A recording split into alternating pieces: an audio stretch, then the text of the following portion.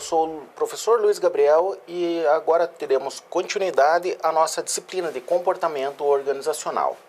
Na aula de hoje nós iremos falar sobre poder e política nas organizações. Esse é um tema interessante porque nós vimos na aula passada a questão de liderança e nós agora vamos ver a questão de poder e política. Será que poder e política é a mesma coisa que liderar? Isso que a gente vai ver também agora. Primeira coisa, a gente vai ver o que é o poder, a definição de poder, e comparar o que é a liderança, se é ou não é a mesma coisa. A gente vai ver também as bases de poder, 5 bases de poder. Então vamos também identificar as principais táticas de influência dentro das organizações, distinguir comportamento político legítimo de ilegítimo, e também vamos identificar algumas técnicas de gerenciamento de impressão na qual a pessoa que exerce poder passa para os demais. E também ver a questão ética dentro da política e do poder dentro das organizações. Pois bem, então, o que seria poder? Poder, eu coloquei aqui uma definição. Diz respeito, o poder ele diz respeito à capacidade que A tem de influenciar o comportamento de B. Ok. De maneira que B haja ou se comporte de acordo com a vontade de A. Ou seja, como o indivíduo influencia o comportamento do outro, fazendo que ele se comporte da maneira que ele quer, que quem exerce poder quer. Ele está relacionado com o conceito de dependência, embora não seja a mesma coisa. A dependência a gente pode entender como relacionamento entre B e A, quando A possui algo que B deseja. Mas o poder é um pouco mais amplo que a dependência, embora a dependência ela seja uma das bases de poder. Porque você pode ter poder por uma influência, ou enfim, que não é só quando a pessoa quer algo, ele é um pouco mais amplo. Mas então, a liderança é a mesma coisa que o poder? Exercer uma liderança é a mesma coisa que exercer o poder? Não, a gente põe aqui que não. Que o poder ele não requer uma compatibilidade de objetivos. Ou seja, você pode ter um poder de uma pessoa, mas o teu objetivo não precisa necessariamente ser o mesmo dela. Mas tem só essa relação de dependência. Então a relação de dependência ocorre, mas não necessariamente a de compatibilidade de objetivos. Ou seja, nas organizações pode ser alguém que exerça poder, mas não possui o mesmo objetivo que a pessoa que é o alvo desse poder. E na liderança não. Na liderança, a liderança requer que os objetivos estejam alinhados. Então a liderança vai focar na influência descendente do líder sobre o liderado, ou seja, um líder ele vai influenciar o liderado para alcançar tal objetivo, Enfim, então o líder ele vai ter esse papel um pouco mais diretivo nos objetivos organizacionais do que só a relação de poder. Então quais seriam as bases de poder? O que faz com que uma pessoa cause que outra tenha determinado comportamento? Então nós colocamos aqui como poder que ele pode ser formal, ou seja, a pessoa ela possui poder porque ela possui um determinado cargo, uma determinada função, ou determinada posição social que faz com que ela exerça essas bases de poder. Ou pode ser que ela exerça poder por um poder pessoal, dela mesma. Então, poder formal a gente pode exercer pelo modo coercitivo, ou seja, mandando, punindo quem não faz o que é mandado, e é uma forma de poder, de certa forma, o que as pessoas elas vão exercer tal comportamento para não serem punidas, enfim, Pode ser o poder de recompensa, quando a pessoa ela recompensa a outra por um determinado comportamento, ela está exercendo o poder. Ou pode ser um poder legítimo, ela ocupa uma posição formal que dá a ela autoridade de influenciar as outras. Por exemplo, o rei, eu acho que é mais a figura de poder legítimo mais clara que existe. Ele é o rei, ele é o chefe, ele é o fundador de uma empresa, enfim. É uma forma de exercer o poder também, esse poder legítimo. O poder ele pode ser baseado também no comportamento da pessoa, dela, como ela é, né? Pode ser o poder, por exemplo, por competência. Uma pessoa que tem uma competência de determinada função, enfim, e ela é reconhecida por isso, né? Por exemplo, um ex-jogador de futebol, ele pode ter um poder de competência e o que faz com que ela influencie os demais, né? Um artista, né? Então, o poder pode ser por competência. Ou pode ser também por uma referência, né? Uma pessoa, ela é uma referência em alguma coisa, né? Ela possui recursos ou traços favoráveis para determinado grupo social e ela exerce esse poder. Por exemplo, um artista, né? Ou uma artista de novela, talvez ela não tenha tanta competência, mas pela beleza, enfim, por qualquer questão, que ela é uma referência e exerce esse poder, né? Então, essas a gente pode considerar como as bases do poder, né? Para alguém exercer poder. Claro que elas se unem, né? No mundo real, porém, aqui didaticamente elas estão separadas. Então, a questão da dependência, né? Como é uma base do poder, o que gera que ocorra essa dependência? De certa forma, a gente pode identificar que os recursos, né, eles vão determinar se algo é valioso ou não. Algo que é valioso, ele faz com que quem tem esse algo detenha o poder, né? Ou seja, se algo, o que faz algo ser valioso? Se nós pensarmos, o que faz, por exemplo, uma pedra preciosa ser valiosa ou não? Primeiro, ela de certa forma ela tem que ter alguma importância, né? Por exemplo, o ouro ele tem bastante importância, né? Inclusive em componentes médicos, componentes eletrônicos, ele tem uma importância, né? Então, e quem tem esse recurso, né, faz com que esse recurso é valioso. Pode ser que ele seja escasso. Algo que é escasso é mais valioso, né? E não substituível facilmente. Algo que não é substituível faz com que isso seja valioso.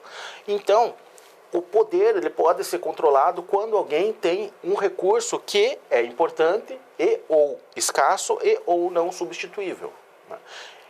Enfim, daí nós podemos pensar em vários tipos de recursos, né? Como, por exemplo, o próprio dinheiro pode ser um recurso de poder, né? Então, a dependência ela está ligada com essas questões de valiosidade do objeto, o recurso que detém, que a pessoa que detém o poder tem, né? Então, como que é exercido esse poder? Como que uma pessoa, ou líder ou não líder, né, pode exercer esse poder? Primeiro, ele pode utilizar de alguns raciocínio, né, de algumas estratégias de razão, né?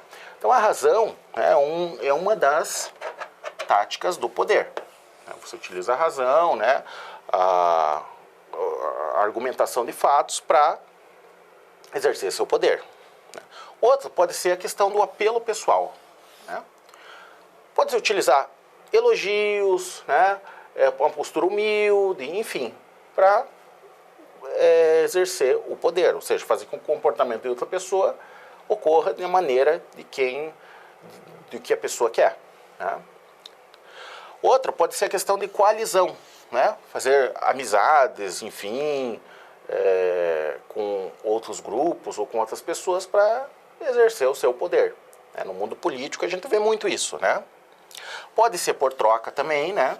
Uso de negociação por meio de troca de benefício, favor, também é um meio de exercer o poder. Pode ser, né, de uma afirmação, né? Onde a pessoa, ela sempre fica pedindo, né? Ela fica sempre necessitando de algo, então manda 5, 6 e-mails pedindo algo. De certa forma, ela vai exercer um poder, porque o comportamento da outra pessoa vai ser influenciado por isso, né? Pode ser também pela questão de autoridades superiores, a pessoa conhece o chefe, conhece não sei quem, né? Então, isso faz com que ela exerça o poder. Ou pode ser também por uma questão de pressão, né? Utilização de recompensas e punição, né? Uma coisa mais coercitiva para fazer com que o comportamento da outra pessoa ocorra conforme o desejado. Então essas a gente pode ver como sendo as táticas de poder. E dentro das organizações existem várias situações na qual isso a gente pode perceber, não é? Inclusive, isso depende muito da posição na qual a pessoa exerce dentro de uma organização. De certa forma, aqui está enumerada algumas táticas de poder a partir das relações que uma pessoa tem. Por exemplo, uma relação lateral, na qual você tenta exercer poder em um colega. Tá? Então aqui tem alguns meios na qual isso é possível, pela razão, pela consulta, pela troca, pela legitimidade, né? pelo pessoal, pela coalizão, enfim. Né? Ou você pode exercer poder para quem está abaixo de você, né? Seriam os liderados. Você pode usar pela razão também, né? Pela afirmação, por pressão, pelo pessoal, por questão de consulta, enfim, de várias maneiras. E também você pode exercer poder, inclusive, para teu chefe, né? Quem está acima de você. Inclusive, a razão seria um dos melhores meios para você tentar exercer isso, né? Você pode argumentar elementos que fazem que você influencie o comportamento do seu chefe ou quem está acima de você. É claro que para isso é necessário algumas habilidades políticas, né? Que tem a ver com a capacidade de influenciar o comportamento dos demais. Enfim, e isso também está muito ligado com a questão de como as outras pessoas percebem a pessoa que exerce esse poder, né? Então, para isso, existem algumas táticas, né, ou alguns tipos de comportamento na qual quem exerce tal poder pode exercer, né, para, de certa forma, ter mais poder. Um deles é a questão de conformidade, né? Ou seja, você concordar com o que os outros falam, tudo, para, de certa forma, ser aprovado socialmente e você vai ter um certo poder a mais, né?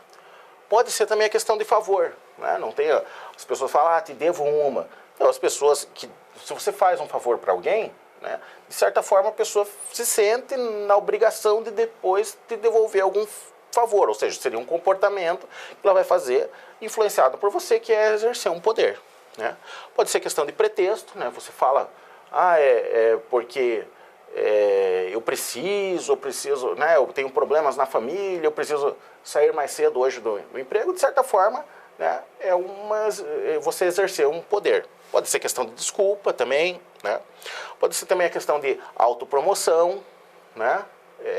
Questão de intensificação, né? Que alegar que algo que você fez tem mais valor do que realmente é, né? Ou seja, você fez um relatório, você fala, não, eu fiz esse relatório demorou 3 dias para ser feito, enfim, né? Pode ser por bajulação, né, que acontece muito, né, no meio empresarial e tal, ou dar exemplos, né? Ficar dando exemplos.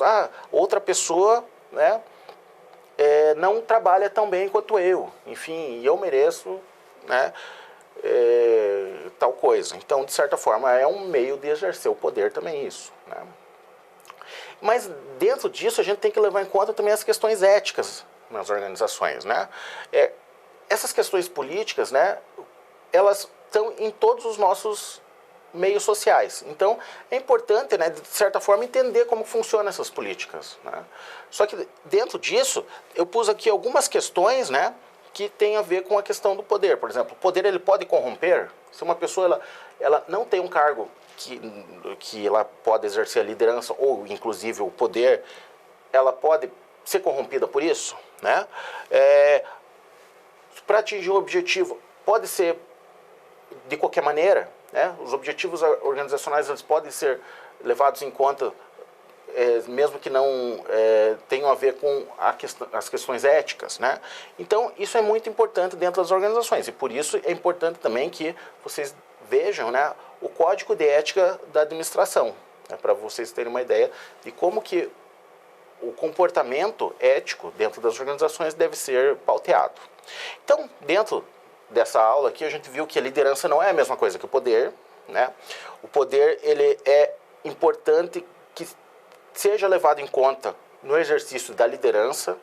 É importante também que o administrador perceba essas bases de poder e, principalmente, levar em questão a ética, né, dentro do exercício da administração dentro das organizações. Isso é algo muito importante para o estudo do comportamento organizacional. Então, aqui são as referências e bons estudos. Muito obrigado.